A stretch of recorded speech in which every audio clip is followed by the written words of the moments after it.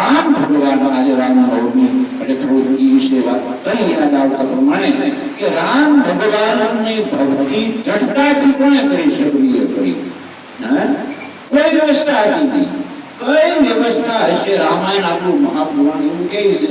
અને આપણને કદાચ અનુમાન એવું થાય કે ત્યાં કાંઈ નહીં હોય, જગર સિવાય કાંઈ નહીં હોય, પણ મહાપુરુષે પૂરી એને એક વચન આપેલું કે ભાઈ તને ભગવાન અહીંયા મળશે, જા તું અહીંયા તારી રીતે રહે. એને ઘણો સમય રાહ જોઈ કે તપ કહી તો તપ, યજ્ઞ કહી તો યજ્ઞ.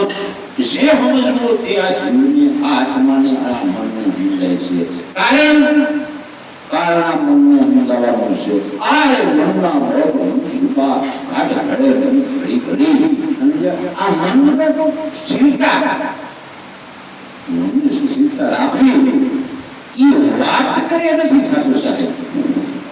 એવું કે મગજમાં રાખી ન લેતા, એનું પાલન અને એની રેણી કરણીમાં રહેતા